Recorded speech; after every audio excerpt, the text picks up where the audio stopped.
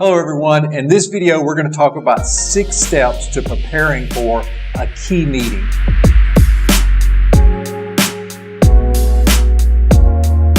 And here's what I mean by a key meeting. In the decentralized and distributed world that we all live in, we're increasingly being called upon to build coalitions or to build relationships with people who we need something from.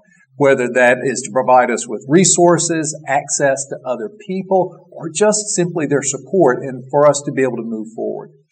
One of the things that I think most leaders dread is the proverbial meetings. We all have enough meetings. We all have a ton of requests that are coming at us.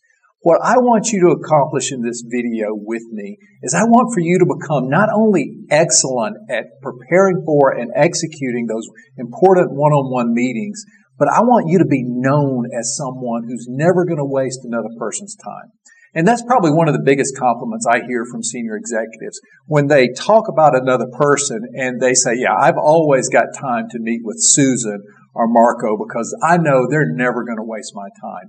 I want you to be that person, right? To someone's always willing to give you their time and to take your meeting. So let's talk about those 6 steps. The first thing is to first challenge yourself to get really clear on how you describe the situation.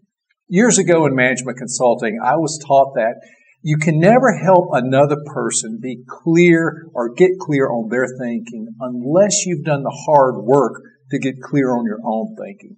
Another quote that I always remember is, I think it was from Ram Charan. He said that verbosity equals fuzzy thinking. So take the first task to, in one paragraph, write out what the situation is very succinctly to where a 5th grader could understand it. So that's one. What's the situation? The second thing is get really clear on what your request is. What are you asking from this other person? And it may not be what you think. And I'll give you an example of this. I was meeting with an executive about, a month ago. And we were getting ready for a meeting. And I was he was meeting with some investors. And I said, what's your request? And he said, well, the request, it's really simple. I need X amount of dollars. I said, okay, but is that really your request? What are you going to do with those X amount of dollars? He thought about that. He said, well, we're going to build out this distribution chain, blah, blah, blah, blah. I said, okay. When I listen to you describe that, what I hear as your request is you're asking these people, you're inviting them to help you build a unique distribution channel in this underserved market. And he's like, you're right, that is my request. So be really clear what your request is for the other people. The third thing is practice empathy. So whatever the situation is, whatever the topic, sit down and write out first. What do you believe they already know about the situation? What do you think they don't know about the situation? And what is it you think that they fundamentally believe about the situation? This forces you to practice empathy, sort of get in their shoes, if you will. The next thing that I want you to do is I want you to think about 3 things that you want them to hear and to remember from the conversation. Okay? Really boil it down to what are those 3 key things that you want them to hear and take away from that conversation. The 5th thing I want you to remember is, I want you to think through is that 3 reasons why they would say no, or if not say no, they would defer your request. So come up with those 3 logical reasons why someone may say no to your request.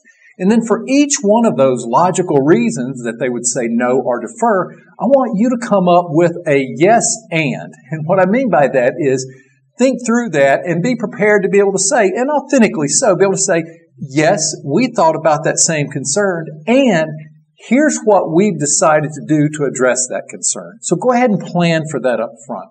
And then the last thing I want you to do is I want you to be really clear on how you can start to take action from here. So at the end of that meeting, how can they easily say yes and help you put into practice what you're wanting them to do?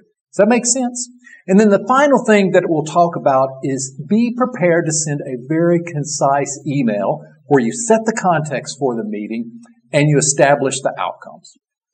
So anyway, I hope you found this video useful. You can download the tool and use it to help plan for the next meeting, and we look forward to seeing you soon. Take care.